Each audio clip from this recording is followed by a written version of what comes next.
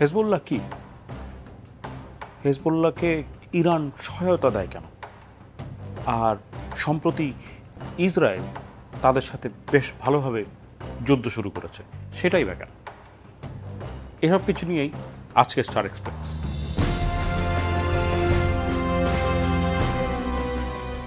এই জুলাই মাসের 30 তারিখে যখন যুদ্ধ চলছিল হামাসের সাথে, এরকম সময় ইসরায়েল বৈরুতে একটা বোমা হামলা চালায়। তাতে হেজবুল্লাহর যে সামরিক প্রধান, মিলিটারি কমান্ডার, সে নিহত হয়, ফুয়াদ শুকুর। ঠিক তার পরদিন তেহরানে হামাসের নেতা ইসমাইল হানিয়েকে মারা হয় বোমা হামলা করে। ওইখানে অবশ্য আলাদা বোমা হামলা ছিল, এইখানে একটা মিসাইল আক্রমণ করে বৈরুতে, কিন্তু তেহরানে তার খাটের তলায় বিস্ফোরক রাখা ছিল, সেটা অন্য কাহিনী। এই 21 তারিখে, গতকালকে, একটা দালানের বেসমেন্টে তাদের নেতারা বৈঠক করছিল, সেইখানে মিসাইল হামলা করে তাদের প্রায় 14 জন সিনিয়র নেতাদেরকে মেরে ফেলা হয়েছে। তার মধ্যে উল্লেখযোগ্য হচ্ছে ইব্রাহিম আকিল, সে তাদের রাদওয়ান ব্রিগেডের প্রধান এবং হচ্ছে হেজবুল্লাহর যে জিহাদ কাউন্সিল, সেটারও সে সদস্য। তাদের প্রধান মিলিটারি কমান্ডারদের একজন, এবং আরেকজন মারা গেছেন যিনি তাদের ট্রেনিং চিফ।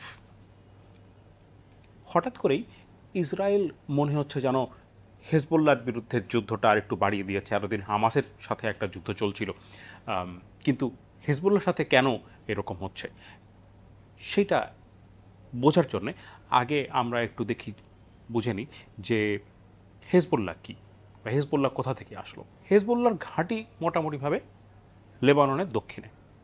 লেবানন ইসরায়েলের ঠিক উত্তরে একটা দেশ, লেবাননের উত্তরে এবং পূবে সিরিয়া, পশ্চিমে হচ্ছে ভূমধ্যসাগর, আর দক্ষিণে ইসরায়েল। অন্যান্য যে কোনো আরব দেশের তুলনায় লেবাননের যে ভূপ্রকৃতি একেবারে আলাদা, পুরোপুরিভাবে পর্বত ঘেরা বলতে এই তাদের 80% বা 81% পর্বতে ঘেরা, মানে নেপাল অথবা সুইজারল্যান্ড যেরকম পর্বতে ঘেরা, সেই রকম হচ্ছে লেবানন পর্বতে ঘেরা। লেবানন একই সাথে পুরো আরব বিশ্ব, মানে মধ্যপ্রাচ্যের মধ্যে অন্যান্য দেশগুলোর তুলনায় সবচেয়ে বেশি ডাইভার্স, অর্থাৎ ওখানে সবচেয়ে বেশি বৈচিত্র্য আছে মানুষের মধ্যে, যে ওখানে শিয়া আছে, সুন্নি আছে, ম্যানোনাইট খ্রিস্টান, গ্রিক অর্থোডক্স, ক্যাথলিক, দ্রুজ, সব রকম মিলে ওখানে থাকে। এবং বেশ অনেক দিন পর্যন্ত, অন্তত 70-এর দশক পর্যন্ত, খুব একটা বেশি মারামারি, হানাহানি, রেশারেশি এরকম কিছু একটা ছিল না, কম ছিল। কিন্তু এবং সেই সময় পর্যন্ত তাদের একটা ব্যালেন্সও ছিল, যেহেতু অনেক রকম ধর্ম এবং অনেক রকম ধর্মের লোকজন আছে, তাদের একটা পাওয়ার শেয়ারিং এগ্রিমেন্টের মতো ছিল, এখনও আছে, যে প্রেসিডেন্ট সবসময় হবে খ্রিস্টান, প্রধানমন্ত্রী হবে একজন সুন্নি, স্পিকার হবে শিয়া, ডেপুটি স্পিকার হবে গ্রিক অর্থোডক্স, এইরকম। এবং একই সাথে পার্লামেন্টের মধ্যে এমপিদের ভাগাভাগিটাও ওদের ধর্ম অনুযায়ী একটা রেশিও ঠিক করা আছে, আনুপাতিক হারে। এখন 70-এর দশকে মাঝামাঝি ইসরায়েল যখন পিএলওর বিরুদ্ধে, প্যালেস্টাইন লিবারেশন অর্গানাইজেশন, তাদের বিরুদ্ধে যখন বেশি করে আক্রমণ শুরু করলো, তারা ইসরায়েলে বসে বা ওয়েস্ট ব্যাংকে বসে আসলে খুব একটা বেশি কিছু করতে পারছিল না। তখন ওরা অনেকেই আস্তে আস্তে ইসরায়েলের উত্তরে এসে লেবাননের ভিতরে ঢোকা শুরু করে। এই লেবাননে যখন ঢোকা শুরু করে, ফিলিস্তিনি বেশিরভাগ মানুষ সুন্নি মুসলমান, এবং ওখানে লাখে লাখে, হাজারে হাজারে যখন সুন্নি মুসলমান ঢোকা শুরু করে, ওইখানকার স্থানীয় জনসংখ্যা বা জনমিতি যেটাকে বলা হয়, ডেমোগ্রাফিক্স, সেটার অনুপাত ওটা বদলে যেতে থাকে। এমনিতে এমপিদের ভাগ হচ্ছে 6 ভাগ এমপি খ্রিস্টান, 5 ভাগ এমপি মুসলমান, এই হিসেবে একটা পার্লামেন্টের হিসাব করা হয়। যখন এই পরিমাণ সুন্নি আসা শুরু করলো, ওরা ন্যাচারালি ভেতরে এক রকমের নার্ভাসনেস চালু হয়ে গেল যে এখন কি হবে। বিশেষ করে শিয়াদের মধ্যে এক রকমের বেশি অ্যাংশাস হওয়া শুরু করলো এবং তারা চিন্তা করলো যে এখন কি হবে, কারণ তাদের সবসময়ই অভিযোগ ছিল লেবাননের শিয়াদের যে তাদেরকে আসলে মার্জিনালাইজ করা হয়, তারা সব রকম সুযোগ সুবিধা ঠিকমতো পায় না। এইবার ৭৫ সাল থেকে ওইখানে গৃহযুদ্ধ শুরু হলো। এই গৃহযুদ্ধ চলতে থাকলো অনেক দিন পর্যন্ত।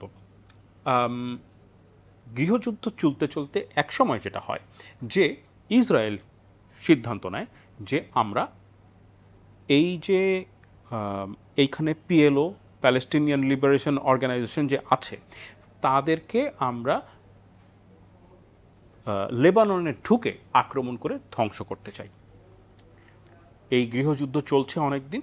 তার মধ্যে 1982 সালে ইসরায়েলি সেনাবাহিনী লেবাননের ভেতরে ঢুকে যায়, লেবাননের দক্ষিণে ঢুকে। প্রথমে কথা ছিল যে তারা শুধু পিএলওকেই আক্রমণ করবে, পিএলওকে ধ্বংস করে ওদেরকে নস্যাৎ করে চলে আসবে। তারা মারতে মারতে এবং অ্যাডভান্স করতে করতে বৈরুত পর্যন্ত পৌঁছে যায় এবং বৈরুতে রীতিমতো একদম ঘেরাও দিয়ে আটকে ফেলে, খাবার দাবার পৌঁছাতে দেয় না, ওদের পানি আটকে দেয় এবং সাংঘাতিক একটা অবস্থা হয়। তো বৈরুতের ওই সিজ বেশ 2-2.5 মাস চলার পরেও আসলে খুব একটা ওরা সাকসেসফুল হয় নাই, সফল হতে পারেনি এবং তারপরে ফেরত আসতে হয়। এক সময় ফেরত এসেছিল অনেকদিন পরে, কিন্তু সেখানে ওই সময় পিএলও ওখান থেকে বের হয়ে যায়। এই সময় ওখানকার শিয়াদের মধ্যে যে ক্ষোভ, সেইটা কাজে লাগিয়ে ইরান তখন তাদেরকে অর্থ দেওয়া শুরু করে, প্রশিক্ষণ দেওয়া শুরু করে এবং তাদেরকে এক রকমের একটা মিলিশিয়া বাহিনী হিসেবে গড়ে তোলার চিন্তা করে। প্রথম ব্যাচের যে হেজবোল্লার যে বাহিনী, তাদের যে নেতা এবং তাদের যে যোদ্ধা, তাদের ট্রেনিং হয়েছিল ইরানে গিয়ে। তারপরে সেই সময় থেকেই এবং তারপরে যখন নাম হয়, ওরা নাম নেয় হেজবোল্লাহ। বেশিরভাগ শিয়া দিয়ে এটা তৈরি, যোদ্ধাদের বেশিরভাগই শিয়া এবং তাদের একটা প্রাথমিক লক্ষ্য ছিল যে লেবানন থেকে ইসরায়েলিদেরকে বের করে দিবে। পরবর্তীকালে অবশ্য শুরু থেকে এটা ছিল, সেটা হচ্ছে যে তারা সবসময় ইসরায়েলের ধ্বংসের জন্য কাজ করবে। এটা হচ্ছে ইরানের মধ্যপ্রাচ্যের কয়েকটা জায়গায় ইরানের একটা বলা যায় প্রতিরোধ বলয়ের মতো আছে, যারা ইসরায়েলকে সবসময় আক্রমণ করবে এবং একটা ব্যাকফুটে রাখার চেষ্টা করবে। এবং সেই কারণে ইরান এরকম বিভিন্ন জায়গায় জায়গায় মিলিশিয়াদেরকে সাহায্য দিয়ে থাকে। তার মধ্যে একটা হচ্ছে হেজবোল্লাহ, আরেকটা হচ্ছে প্যালেস্টাইনের হামাস, ইয়েমেনের হুতি, এইরকম বিভিন্ন মিলিশিয়া ফোর্স আছে। এখন হেজবোল্লাহ শুধু যে একটা মিলিশিয়া তাই না, 82 সালের পরে ওরা মিলিশিয়া ছিল।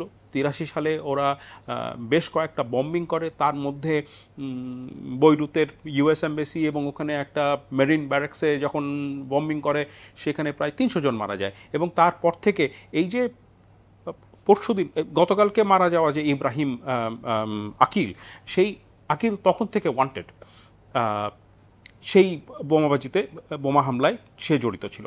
এরপরে যখন এই যুদ্ধ চলতে থাকে হেজবোল্লার সাথে ইসরায়েলিদের পাল্টাপাল্টি এক সময় শেষ হয়।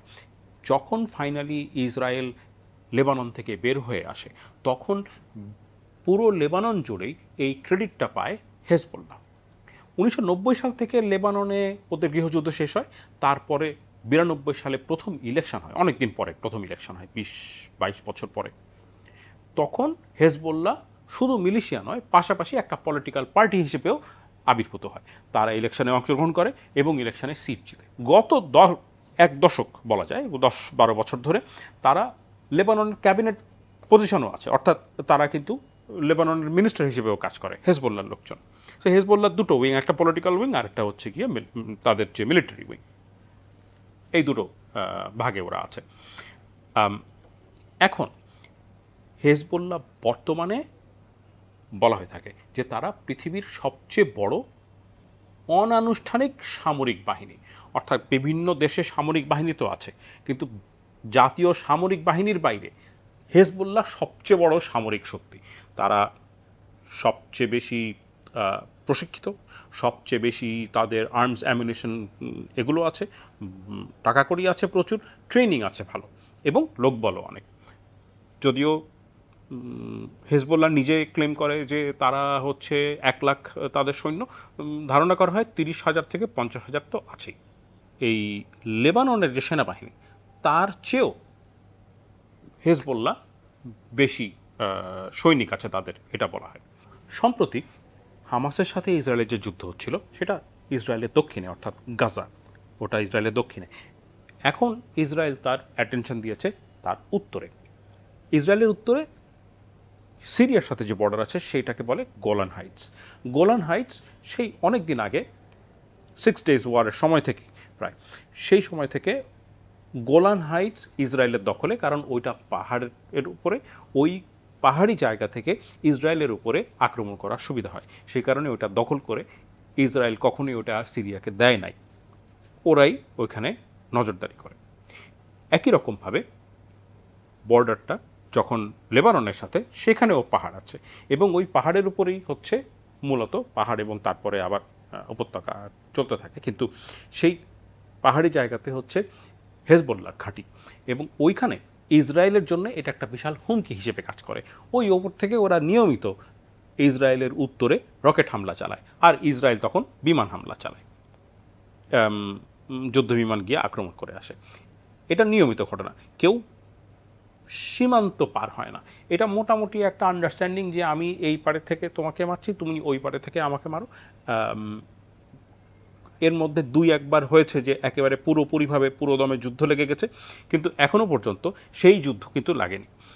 ইরানের জন্যে, যেহেতু ইরান হেজবুল্লাহর পেছনে আছে, ইরানের জন্য সবচেয়ে সুবিধাজনক অবস্থান হচ্ছে যে হেজবুল্লাহ থাকবে, কিন্তু সে একটা হুমকি হিসেবে থাকবে, কিছু হলেই সে যেন ইসরায়েলকে বিরক্ত করতে পারে এবং ঝামেলা করতে পারে, কিন্তু একবারে সবাই মিলে ওখানে আক্রমণ করতে যাওয়াটা খুব একটা সুবিধার ব্যাপার না। আর এই মুহূর্তে হেজবুল্লাহ একটু দুর্বল অবস্থায়, কারণ মাত্র তারা তাদের কয়েক হাজার যোদ্ধা এখন আহত, এই যে গত সপ্তাহের পেজার এবং ওয়াকিটকি বিস্ফোরণের কারণে, সেটা নিয়ে আরেকটু ভিডিও আছে আমাদের, দেখে নিতে পারে। তবে সেই আক্রমণের পরে এখন যেহেতু হেজবুল্লাহ বেশ দুর্বল, এখন মনে হচ্ছে ইসরায়েল তাদেরকে আরও চাপের মধ্যে রেখেছে, নিশ্চিত করার জন্য যে তারা যেন আর একটু পিছু হটে।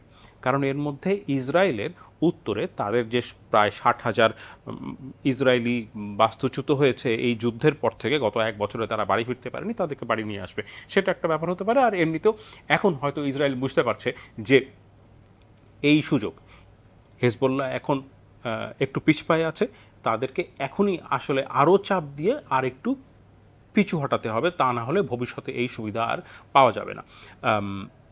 এখনও পর্যন্ত দুই পক্ষ সীমানা অতিক্রম করে, অর্থাৎ যে লেবানন আর ইসরায়েল দুজন দুই ধারেই আছে, এবং সেখান থেকে যে যার মতো করে রকেট হামলা করছে, অন্যদিকে বিমান হামলা হচ্ছে।